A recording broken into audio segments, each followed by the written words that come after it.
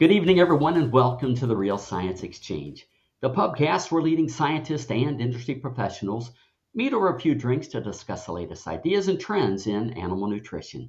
Hi, I'm Scott Sorrell. I'm going to be your host here tonight at the Real Science Exchange. And tonight we're back for the Journal Club with our resident expert, Dr. Bill Weiss, where we're going to discuss the latest in dairy research. So, Bill, welcome back to the pub. It's good to see you again. Anything special in your glass tonight? Well, hello, Scott. It's good to see you again. In honor of our Canadian guest, I have a moose hat. So. Oh, nice. Excellent choice. Good. So, Bill, you always do a great job in selecting papers, but I think you did an exceptional job tonight with the selection and with the speaker. We've got the editor-in-chief himself for the Journal of Dairy Science going to join us here tonight. So would you mind just kind of telling us a little bit about the guest that you brought with you tonight? Dr. Paul Kononoff. He's a full professor at the University of Nebraska. I know he got his degrees at Penn State. I don't know where he got his undergraduate degree. He'll have to tell us. But he's been at Nebraska for almost forever.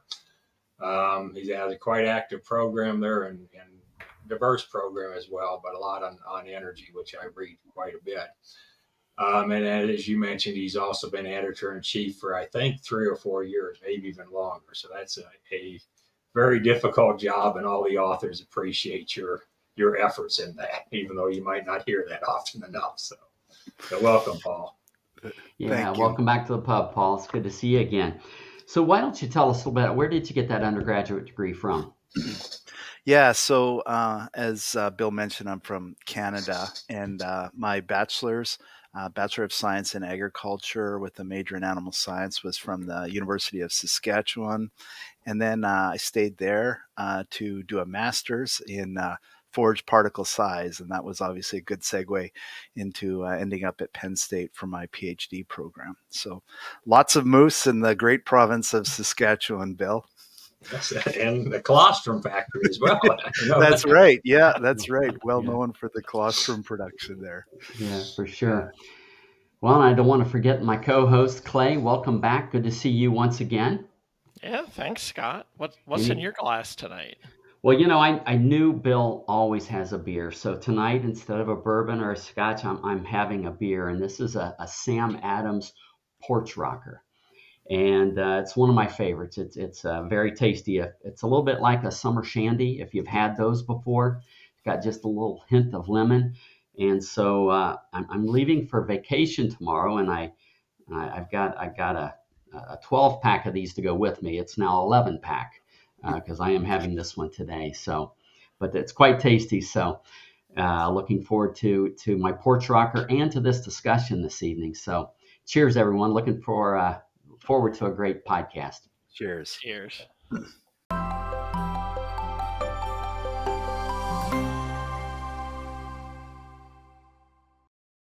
The economics of feeding ReAssure precision release choline.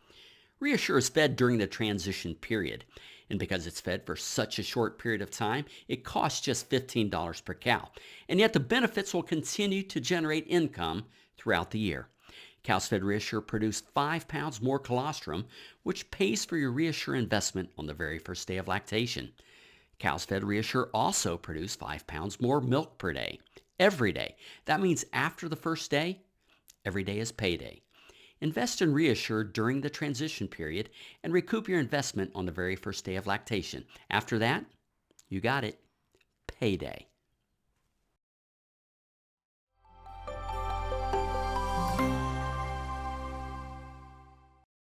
So, Bill, why don't we just jump right into it? The paper you selected tonight is called Estimation of the Nutrient Variation in Feed Delivery and Impacts on Lactating Dairy Cattle. So, how and why did you select this paper? Well, this is a short communication, so it's in actually JDS Communications. And again, I really like this journal because they have short papers and they get right to the point. For the last couple of years of my career, we started looking quite a bit at variation. And then when this paper came out, obviously, it's of great interest to me. I'm hoping people follow up on this area of research because I think there's a lot to be done. And so that's the main reason I picked it, just because I have a lot of interest in feed variation. Okay, and this looked at when all our work had to do with variation in feed composition, which caused variation in diet composition. But this has more to do with the ingredient, not the ingredients, but the actual TMR making. So, if Paul, if you'd explain a little bit first why you did this experiment, Yeah. and then I want you to describe what this deviation term you use. Yeah. Let's start with the hypothesis, or the reason why. Right. Okay. Yeah. So just a little bit of background. I mean, Bill, you always use the term snappy when it comes to scientific writing. And, I have to give Matt Lucy a lot of credit. JDSC is his dream child. And so he obviously launched this journal with the support of ADSA. And these papers are fun to write because you can get right to the point, but really bring in a lot of science that may or may not have ended up in the larger mothership of Journal of Dairy Science. So I just wanted to shout out to JDSC as well. Yeah, and as far as this paper goes, so actually the sponsor of this paper approached us, and they said that they had a lot of feed mixing data on their hands, and they wanted to find ways to glean information of it, and then help their customers as well use the information that they're collecting on the farm. And so what was really neat about these data, Bill, you mentioned I do a lot of work with energetics, and we're working with small numbers of animals, and we have really intense measures. What was fun about this data is that it came. We had large amounts of data. It came from commercial farms, and there was large amounts of data. And so that's something that at least in my area of study and the things that we do, I don't necessarily spend a lot of time with these kind of data. So that was fun.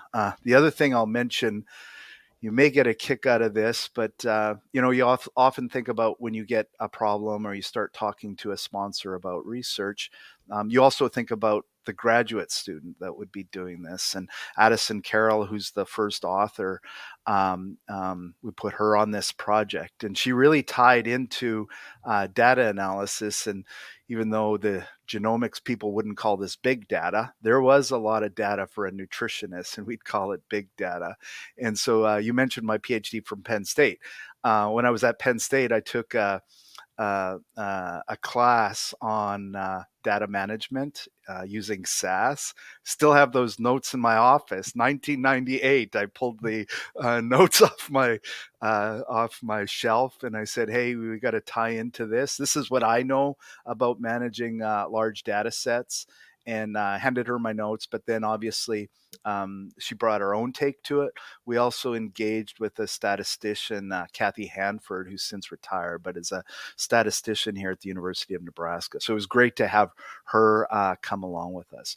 So, when we started looking at the data and just trying to figure out how we can analyze it and what information we could glean from it, one of the things that we had was obviously feed mixing data. And the sponsor was interested in just variation in procedures and what can we find here. And so, as you know, when you start dealing with data, we often tie into the mean of the information and test means and report means. But what we were really interested in is just the variation that comes with feed mixing. And so as we looked at the data and started sifting through it, we came up with the idea of, again, we had large data over several years, but we broke it down into 1 year to be more manageable. So we had 8 farms, and we had all of this feed mixing data. And the data was specifically the variation in adding into the ingredient and then the impact on the composition of the ration that was fed. So we had to figure out, well, what are we going to measure and what can we test? And that's where we came up with the idea of breaking the data into chunks, essentially monthly chunks or 28-day chunks. And then we just counted the number of days that a particular nutrient ended up in a positive, what we call the positive deviation, or a negative deviation. And so basically the experimental unit was the number of days of that deviation, either positive or negative, within a 28-day kernel of or window of opportunity. And you used, if I remember right, the deviation is on mass, not concentration. Right. Yeah. So on the deviation in protein, how did you get that? Because the data would be on so many pounds of corn silage, so many pounds of this and that. So how did you convert that to nutrients? So the company, we didn't have that day nutrient concentration, but obviously the company has information on the chemical composition of those feeds. So we just multiplied by mass by the most recent chemical composition that company had for that ingredient. Okay. And would the composition vary over that 28, or was corn silage fixed at 8% protein or whatever? So it would have depended. It would have varied depending on the information that the nutritionist had inputted or the farm inputted into there. Yeah. Why'd you we've always done everything on concentration basis, variation in concentration. Why'd you pick mass? Yeah, I mean, I think certainly just when you think about what drives the things that matter, I mean, it is the massive energy, and especially these large farms. I mean, they're talking about large volumes of milk produced, and so what we wanted to do is look at the mass of nutrients and then the impact that has on milk production. And the deviation was from the formulated mass. So say again, I formulated for 10 pounds and they ate 11. Right. There would be a 1 pound deviation. Right. Yeah. That's right. It's based on the formulated, and I think that's the neat thing about this study is early in my career I spent time with a feed company based in the Northeast, and you drive around with the nutritionist from farm to farm to farm, and you'll look at the diet, which is on paper, and often the nutritionist, before we get to the farm, we'd say, okay, well, this is what we're feeding at this farm. Super helpful information. But what's really interesting is that page, the way data are presented and metrics are presented, looks the same as you go from farm to farm to farm.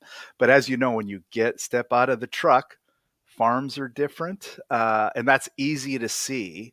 What is less easy to see, and this is obviously stuff that you've been doing, are just the feed mixing procedures. And, you just don't see that when you're looking at the diet. And I think when you're trying to observe what's going on the farm and troubleshoot, it's easy to think about that diet that you have on paper or a computer screen and not think about actually what's making to the animal. Picture is very different, and it's a hard thing to conceptualize when you're visiting. Paper rations are rarely wrong anymore. Yeah, exactly. One more question before I turn it over to Clay. What nutrients did you look at, and why did you pick the ones you picked? Yeah. So we really focused on protein, NDF, fat, and crude protein. I mentioned protein, but crude protein specifically. And so those were the main nutrients. We obviously had to decide. We had a whole list of nutrients to track. Obviously, my interest in energy. I should mention starch as well. So my interest in energy and energy flow through the animal, we certainly wanted to look at fiber and starch. And then, of course, because we know crude protein also has major impacts on not only total milk production, but milk composition as well. So not as granular as you get on some of this formulation software, amino acids, fiber digestibility rates, or anything, but just really the main nutrients. I always think about, Bill, your summative equation that was developed to evaluate energy. I mean, the major nutrients are represented in that equation, and I think just conceptually, I often think about these nutrients. So I have a number of questions just related to the materials and methods here, I guess, Mm-hmm. on this. So there was no sampling that was actually done on these of the TMRs, correct? Right. Yeah. So it was just tracking data that was actually coming from the feed mixers, what was going into the mixer compared to what was formulated. So the composition, the ingredient composition of these diets there's one very large proportion of the TMR that's coming from one premixed product. Is that correct? Yeah, that is correct. Yeah. Yeah. So So I don't have it's maybe in the paper, but yeah, there is this company does manufacture a premixed product, and it most of the time is going in at a fairly large proportion. so so do you have any idea how many different ingredients would have been then mixed on farm? Yeah, I don't have a answer to that question right now, but you're probably looking at so this feed is primarily based on a wet milling co-product, and so really what you see is a lot of corn silage that come in, sometimes alfalfa, um, uh, uh, triticale silage maybe going in. Um, there can be some starch in the form of corn or maybe some cereal grains that are added. And then in some cases, minerals and trace minerals and vitamins as well. But it all depends on the farm, what they're doing. But a smaller proportion of, I would say, the usual ingredients that you see kind of here in the northern plains and the southern plains too. Most of these dairies were based in basically Nebraska South. You had almost every day. There's the 90% plus were positive Yeah. for all nutrients. Yeah. First question I said is, how can something's got to go down if if those Yeah. four goes up, something has to go down. Yeah. Or did they Well, just eat more or deliver more than what was programmed? yeah. Yeah. So I think that's probably as simple as that, is that they were delivering more feed than really what was predicted that those animals would actually consume. So you're right. When I looked at it, I thought, oh my goodness, uh, something should be going down here, but it's just as simple as that. Is what they were delivering was a little greater than what was on paper. Yes, let's get into their results here, I Yeah. guess. And if we start with the intake, what was related to, and we're all everything from now on is deviation is what Yes. we're Yeah. talking about. So Yeah. what affected intake relative Yeah. what deviation affected Yeah. intake? So the two nutrients that we saw affected intake, the first one was starch, and so dry matter intake was reduced with increasing deviation of starch. I think that's kind of to be expected. If we will backed in with a hypothesis, we would expect that as you add more starch, you would add more energy, and then that would result in a reduction in dry matter intake. So starch was one, and as I said, kind of expected. The other one that we saw, maybe expected, but perhaps not always, is a deviation in crude, positive deviation in crude protein enhanced positive deviation in dry matter intake, and there, I think even the NASEM talks about this, about how protein can actually have a positive effect on dry matter intake, and it's often not something we think about. On a lot of farms that we're working with, we work with a narrow range in crude protein, but when you're out in the real world and crude protein moves, that can have an effect on dry matter intake. And NDF didn't. Was it a No, why do you? yeah, Because that's another major player we usually think. Why do you think it yeah. wasn't? That's a good question. I mean, it didn't sift out in the models that we were working with, so I was a little surprised, um, especially given that, especially given starch moved, you'd think there'd be a dilution effect and we would see something. I guess the one thing that I maybe think about, we know NDF affects dry matter intake, but with this particular study, as kind of Clay mentioned, we worked with a narrow range of diets, and so the main feed is actually fairly high in NDF, and so I would speculate that maybe we just didn't look at it over a large enough range in NDF to actually have an effect on dry matter intake. And this would be byproduct NDF. Yes, that's right. Yeah, forage NDF. Yeah, that's right. What about, well, we talked about intake. Let's get to the one that pays. What about milk? Yeah, so milk yield, again, kind of as you'd expect with, as we saw in dry matter intake, that actually as you increase the deviation in starch on a positive way, you increase milk yield. And so again, that kind of falls in line with dry matter intake. And then this is actually where NDF did come in. We saw that as you decrease the deviation in NDF, you actually did see a positive response in milk yield. And there obviously is some correlations there between NDF and starch, but NDF did come in as something that affect milk yield. And you also, with fat, if I remember, fat also had a negative effect or a negative relationship. I shouldn't say effect, but if I read this right. So what we did see is on this is okay. I'm not, as everybody knows, I'm not a reproductive physiologist, but one of the things that we did see is that as you increased the deviation in fat, so basically more fat, we did see an increase in pregnancy rate, you know, I actually Paul Fricke was visiting Nebraska. He's an alum of University of Nebraska. He just came by to check out his old kicks at the University of Nebraska. But I asked him, you know, Paul, are you surprised and that we see this response? And he kind of said exactly what maybe I hoped him to say or expected him to say. As a nutritionist, we know that fat can have positive responses in pregnancy rates. And he says, you know, it's been documented in the past and things are tracking in the direction that you'd expect. So fat did have an influence on pregnancy rate, as improving it.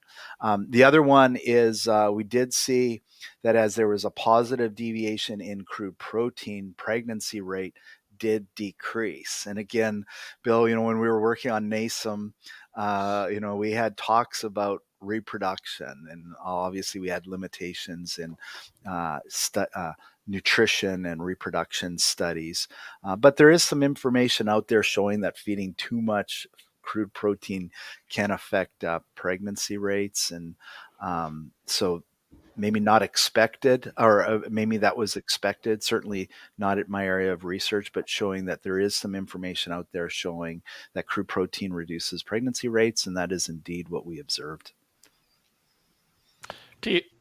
So related to that, Paul, do you know what the MUNs were in these herds? So we did. I don't think we actually had MUNs in our data, but you're right. That's obviously something that people, you know, when you're driving around on a truck from farm to farm, trying to link not only nutrition, milk tank, bulk tank data with, you know, what you're seeing on the farm. So, but we didn't have that here. There is mention of MUNs in the paper, you know, saying as that can be an indicator. So the milk component data that was all from the bulk tank data, correct? Yes. Yeah. What about the milk yield? Was that bulk tank data as well? So yeah, that was all bulk tank data too. So we relied heavily on you know, the information that we were getting back from the bulk tank data, and then also cow count too on the farms as well. So I think the other thing that you have to understand is, you know, these are large farms. You're dealing with how many cows are on that farm, and we didn't break it down. Some of these farms had, you know, a lot of pens, and so we didn't look at things on an individual pen basis or stage of lactation data. It was pretty gross measures, basically what's leaving with the farm from what we have on the farm and what we're doing on that farm. And the farms were basically what 3,000 to 30,000 cows. Yeah, right? that's right. Yeah. 8 farms in total. I should mention that, Clay. I guess one thing that really kind of surprised me in table 2, you show the stuff by farm, the deviation by farm, and they're actually, with one or two exceptions, they're all about the same. Yeah. There was very little deviation, farm to farm deviation. Did that surprise you, or do you think it's a factor of the diets being kind of common? But I mean, I think that that's a factor of how people generally deliver feed on the farm. It's pretty similar. It's pretty common to deliver those nutrients. There was one particular farm 6, that stood out, and so there was some difference.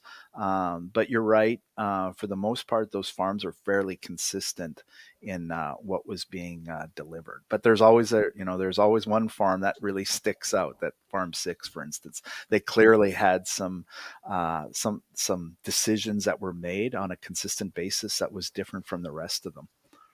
So, on a consistency basis, you'd argue probably farm 6 may have been the more consistent because they're less, but I don't know how big the negatives are. Right. Yeah, that's true. So, yeah. I guess the other, just out of curiosity, we're, as nutritionists, we're generally much more concerned about deficiencies, negatives, and you gave positive. So why did you just choose positive? I would have choose negative deviation just because I always think those are worse, but it's curious why you picked positive deviations. Neither one is right. Yeah. I mean, so we basically, I think the reason why the positive came in is because that's how it was calculated. So if the deviations came in negative, we would have calculated that. So no. Yeah. So Paul, the other thing I thought was interesting, you looked at feed conversion. Yeah. And so as the deviation went up with starch, it improved feed conversion, right? Right. Yeah. So that basically says that as you increase starch, you're going to improve feed conversion. And so I think, again, that's probably what we're expecting. What you're getting there is simply more digestible energy for those animals to utilize it and then to convert that into milk. But on the feed conversion thing, we also saw very similar in responses to milk yield. We also saw a reduction with the reduction in deviation in NDF. We saw improvements in feed conversion as well. So the more NDF you added, feed conversion did go down. So Paul, when it came to feed conversion, as the deviation increased with fat in the diet, it reduced feed conversion. Why? What do you think's happening there? Yeah, that one I think took us a little bit by surprise. You would think that as you added more fat, that you would supply more energy and feed conversion would increase. But I think, one thing that I should clarify is we don't know the source of that fat or even the fatty acid profile. There was one particular farm where there was an extremely high deviation of fat. They were feeding a lot of fat. And so it's very possible that on that, in some of these cases, what you're doing is just, for lack of a better description, screwing up the rumen in these really unusual far out cases. And then this is why we saw reduction in feed conversions. So aside from maybe just an anomaly in rumen fermentation, I don't have a good explanation on why that may have happened. Yes, another possibility with this type of data is collinearity. Yeah. It's correlated to something else that is actually causing it. Yeah. And, since this isn't a designed experiment, you always have that risk in all these experiments. So right. Yep. Good point. Paul, were there any other significant unexpected results from the data? I don't know if they were a lot of really unexpected results that we haven't covered here. I think I truly impressed with It's so easy for us to sit in our offices and think about how easy it is to do this. One of the things as I was refreshing my memory on this study is it was even done, during the COVID times. And it really is amazing that you see, what people are able to do, how much food they're able to produce on these farms, and really, how good of a job they actually do in making sure that these animals are fed and cared for. So I don't know if I'm surprised at anything, just impressed with what the dairy sector does on a daily basis, even in the face of the challenges. So, Bill, I know you've done a lot of work in this area of feed variation. So, how how do the findings here compare to what you've seen in some of your previous work? Again, this is a source of variation we never looked at. We've always looked at ingredient variation, and this is the step above. And all this variation is additive. It's independent, so I shouldn't say additive. These are independent. So this is just one more source. I would like Paul to go back and redo this on a concentration basis, though, too. Because then again, we can start looking at where if variation is that important, where are major control points? Is it in the feed selection? Is it in TMR making? What? So I would like that just so it fits into this other data. In addition to what he did here, it would add back into the data we have and other people have. So. Sounds like a good companion paper. Certainly gives us something to do here. And we'll make it snappy too, I promise. Yes, the other one thing that I didn't see in here is dry matter. Dry matter intake deviation. To me, that would be, again, is that just the one driving the bus, or is there more to that than that? So the dry matter content of the diet. That would, when you do the concentration work, if you do it, I would definitely look at that. Right. Yeah. But then you'd also should have, I'm assuming, dry matter intake deviation. Yes. Yeah. And so if they always ate more than they programmed, is that what's causing? And then the differences you're seeing is related to concentration. In other words, the reason protein did this and starch did that would be a concentration deviation. So I think I'd encourage you to write a companion paper. I think it would be great. I'll even review it. So you can tell the editor I'll review it. So. Okay. We'll give you journal loyalty points too for that, Bill. So then your next paper in either JDSC or JDS will be free. Okay. Well, is that it, gentlemen? Anything else? All right. No, I know. I was waiting for Bill. Bill always asks what you would do differently in that this. I thought that we were going to have one more round of questions, so that's what I was going to ask. I was thinking about that. I was prepared for it. Obviously, we were recipients of these data, and so what we would do differently, I'm not really sure. I think one of the things you always think if you had more data or more granular data, it would be better. I'm not sure this is the case, but it really would be fun to track individual animals over the course of lactation with some of these changes. And so, if I had my wishes, we would have some individual cow data that obviously we didn't have. But I think that can kind of help us understand biologically what's happening just on a more granular basis. Yes, that did raise one last question. Did you have daily, not cow, but daily farm milk production rates? Yes, yeah, we did. Was the variation in milk yield related to the variation in any of these nutrients, or did you look at that? So we actually didn't look at that. No, that's a really good point. We certainly just looked at the number of deviation in that 28-day period. So I think there's some correlations that some gross correlations we could look at that we haven't. That's a good one. So the the THI for all of for the 8 farms, and the one herd was definitely lower, compared to the others. But was there any? Did you look at it? Was there any seasonal effect related to the deviation? Yeah. So as you'd expect, we absolutely did see the kind of the regular expect, as the temperature humidity intake or index increased, we did see reductions in milk yield. So that is indeed something that we saw here.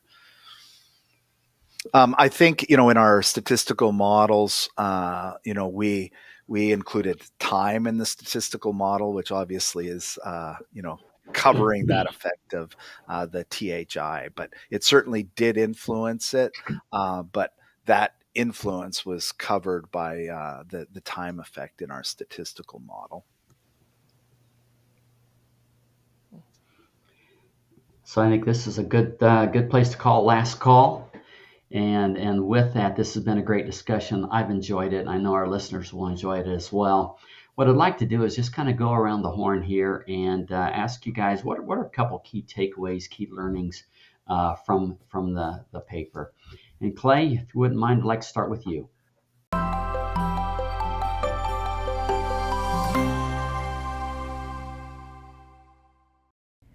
New research is changing everything we thought we knew about choline's impact on the cow and her calf, and top scientists have a lot to say about it. They are presenting new research that supports choline as a required nutrient to optimize milk production, choline as a required nutrient to support a healthy transition, choline as a required nutrient to improve calf health and growth, and choline as a required nutrient to increase colostrum quantity. This new research is solidifying choline's role as a required nutrient for essentially every cow, regardless of health status, milk production level, or body condition score. Learn more about the science that is changing the game and the choline source that is making it happen. Reassure precision-release choline from Balchem. Visit balchem.com/scientistsay to learn more.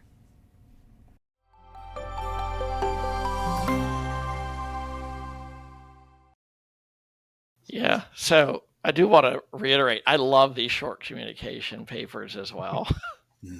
they're quick, easy reads, and they tend to be very practical.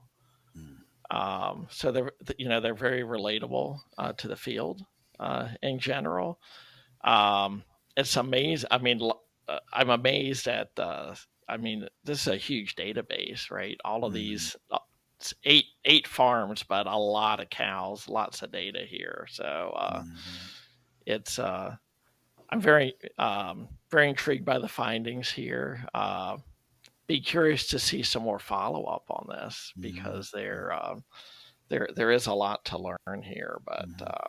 But excellent job sifting through all this data that's out there and putting this paper together. So thank you. Clay. Thank you, Paul. Yeah, thank you. Thanks for those comments, Clay. Bill, anything you'd like to add? I'd like to mirror what Clay said. I think there's, with this huge data set, I think there's a lot of stuff you could extract from this. And I encourage you to look at other things from this data because it's a unique set of data. You won't have this much data, I think, any place. Yeah. And I guess the one thing, if I had to pick just one that surprised me, is this table 2, and that's how these 8 farms, with one exception, were just so similar. The deviations were just so similar. I was expecting a huge farm to farm variation. Me too.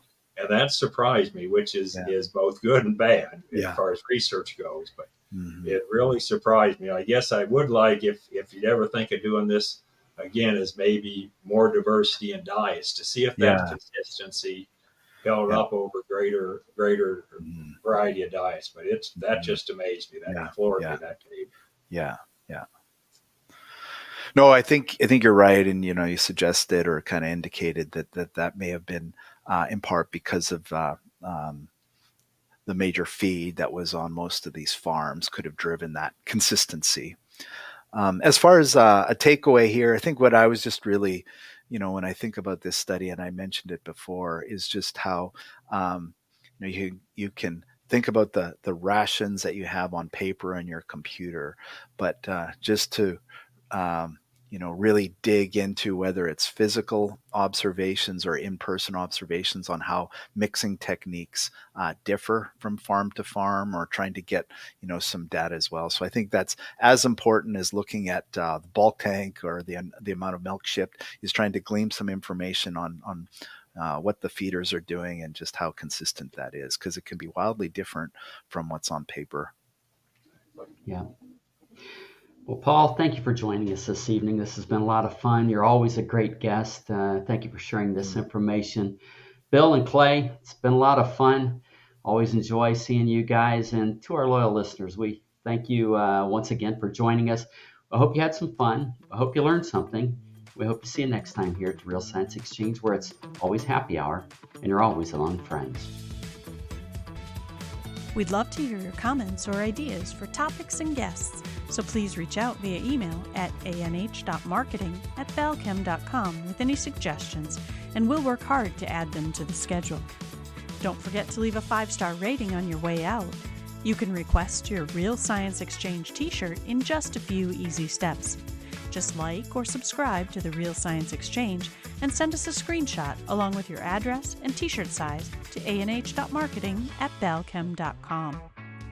Balchem's Real Science Lecture Series of webinars takes place on the first Tuesday of every month, with the top research and nutrition topics that will impact your business. We also include small ruminant, monogastric, and companion animal-focused topics throughout the year. Visit balchem.com/realscience to see the upcoming topics and to register for future webinars. You can also access past webinars and search for the topics most important to you.